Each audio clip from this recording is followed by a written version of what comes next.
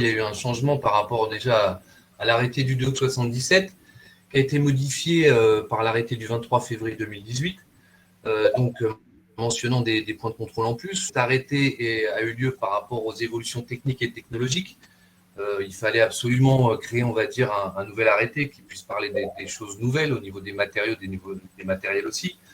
Et du coup, sur la conformité, ça a joué, puisque nous, depuis le 1er janvier 2020, on a dû adapter par rapport justement à ce nouvel arrêté, du 23 février 2018. Et du coup, fallait que ça découle sur une norme 45500, puisque qu'on soit en corrélation la conformité avec le diagnostic. C'était logique. On ne pouvait pas effectivement, nous, avoir des points de contrôle différents par rapport aux diagnostiqueurs immobiliers. Donc, ils ont dû adapter par rapport à ça, effectivement. En sachant que le diagnostic gaz est obligatoire sur les installations de plus de 15 ans, ils allaient à un moment donné tomber sur des matériaux, des matériels, des appareils qu'ils ne connaissaient pas par rapport à la norme 45500 actuelle. Donc, il fallait réactualiser tout ça. Et donc, effectivement, le contexte réglementaire, c'est surtout l'arrêté du 23 février 2018 qui fait évoluer les choses par rapport aux diagnostiqueurs. Un cadre réglementaire qui existait depuis 40 ans, et la réglementation gaz s'appuyait sur l'arrêté du 2 août 77, et cet arrêté donc devenait plus ou moins inapproprié aux nouvelles technologies, et donc est arrivé cet arrêté du 23 février 2018. Donc il est rentré, comme disait Stéphane, en application déjà depuis le 1er janvier 2020, et il s'avère que ça a entraîné pas mal de modifications liées au nouveau type d'appareillage. Et sachant que l'arrêté du 2 août 77, c'était la base sur laquelle se basait la NFP 45500, parce que les points de contrôle liés à la NFP 45500 portaient sur cet arrêté du 2 août 77.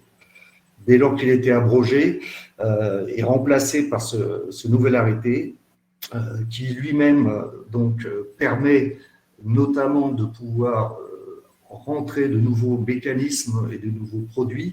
Et c'est un nouvel arrêté qui a même été joint avec des guides évolutifs qui permettent notamment de pouvoir annexer les nouveaux produits pour pouvoir accélérer les processus d'amélioration des installations de gaz. Donc,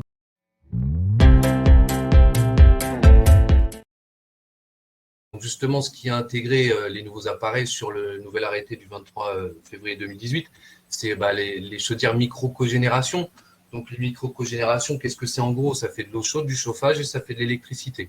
C'est intéressant de savoir que maintenant, il y a un système qui peut exister. Ils peuvent être confrontés à ça sur le terrain, de tomber sur une micro-cogénération, donc qui crée de l'électricité. Il y a aussi la chaudière hybride. Donc, la chaudière hybride qui mêle donc la pompe à chaleur, qui elle est électrique, avec une chaudière, effectivement, donc le fait de mêler tout ça, en rendement, c'est plus intéressant.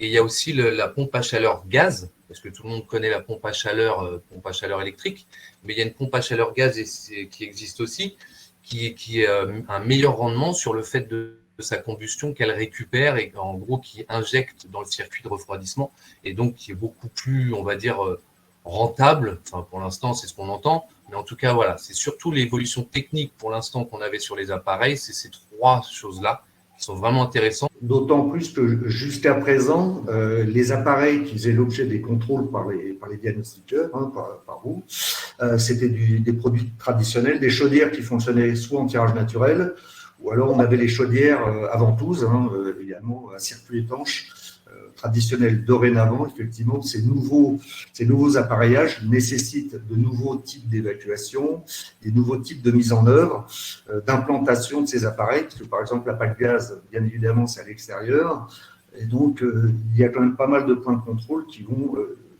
impacter la mise en œuvre de ces nouveaux appareils, effectivement. Il y en a déjà qui connaissent le kit PLT, parce que j'avais déjà mêlé ça dans la formation du DDT, donc c'était intéressant, puisque je ne voulais pas que s'il tombe sur ce produit-là, il puisse être embêté en disant « mince, qu'est-ce que c'est? Je le mets en anomalie ou pas ?» Parce qu'effectivement, comme la norme 45500 ne traitait pas de ce kit PLT, quand ils arrivaient à voir un produit comme ça, pour eux, ils mêlaient ça en autre, c'est-à-dire qu'il y avait une question sur les matériaux possibles et autorisés sur le gaz, et il y avait une question, donc il y avait du plomb, du cuivre, de l'acier, du PE, mais le PLT n'était pas là. Donc, quand ils arrivaient là-dessus, pour eux, ça devenait peut-être une anomalie. Parce qu'ils se posaient la question, qu'est-ce que c'est que ce matériau? On va le rencontrer de plus en plus, parce que de plus en plus, facilité aussi, le certissage, de plus en plus, on l'a. Donc, ils vont le trouver aussi, les diagnostiqueurs de plus en plus. Et aussi, on peut parler des normes NF. Ils considèrent qu'effectivement, tout ce qui est sous norme NF a une garantie supérieure à la norme CE. On était jusqu'à présent sur des matériaux traditionnels. Qu'est-ce que l'on retrouvait sur une installation de gaz? C'était principalement du cuivre, et du cuivre assemblé avec du brasage capillaire. Bon, les assemblages ne faisaient pas particulièrement partie des points de contrôle, si ce n'est qu'on verra qu'il y a eu aussi du changement là-dessus. On retrouvait de l'acier aussi, et le PLT, effectivement, c'est un nouveau produit qui est apparu il y a déjà quelques années et qui, entre guillemets, facilite la tâche des installateurs. Et au niveau de la mise en œuvre, les diagnostiqueurs sont... Et en plus, les diagnostiqueurs ont dû être confrontés, je pense, depuis un certain temps, depuis au moins 4-5 ans, avec ce nouveau produit. Le nouvel arrêté a amené aussi beaucoup d'autres types d'appareillage. On a parlé des appareillages précédemment. On a même aussi des appareils qui permettent de remplir, des appareils de remplissage avec le gaz naturel comprimé, que l'on retrouvera sur des installations domestiques, donc sur des installations intérieures de gaz.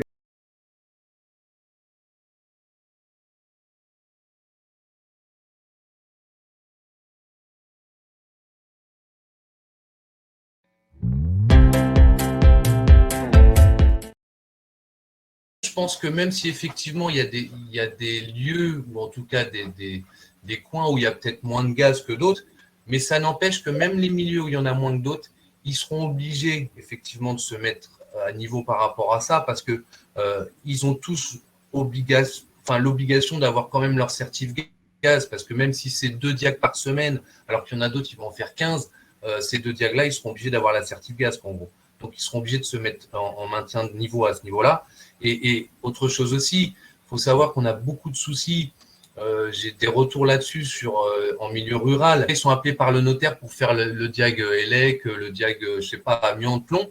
Et puis, ils s'aperçoivent quand ils sont sur place qu'ils ont de la tuyauterie fixe. De la tuyauterie fixe avec des bouteilles, mais qu'il n'y a plus de bouteilles. Alors, le diag n'est pas demandé par le notaire parce que les clients, en tout cas les vendeurs, ont dit effectivement, moi, j'ai pas de gaz chez moi, je m'en sers pas. Alors, le notaire, pas de diag gaz, sauf que quand le diagnostiqueur arrive sur place, s'il voit de la tuyauterie fixe, la norme 45500 le décrit, ils se doivent de faire un diagnostic gaz. Je rebondis justement sur ce que tu es en train de dire. C'est vrai qu'en milieu urbain, il y a des réseaux de distribution au gaz naturel. Donc, bien évidemment, c'est là où on va retrouver le plus grand nombre d'installations gaz à contrôler. Par contre, à la campagne, dans les milieux ruraux, eh bien, effectivement, on aura plutôt du GPL. Donc, soit par la citerne, mais donc les citernes, c'est les réservoirs, mais comme tu disais, pour les bouteilles. Et ce que dit la norme précise bien que ce qui ne concerne pas la norme, c'est uniquement les appareils de cuisson ou les appareils mobiles de chauffage qui seraient alimentés, mais directement avec un tube souple ou un tuyau flexible à partir de ces bouteilles. Donc, dès lors qu'il y a de la tuyauterie fixe, comme tu disais, ça nécessite et ça rend obligatoire d'être intégré dans les contrôles et faire l'objet d'un rapport de contrôle.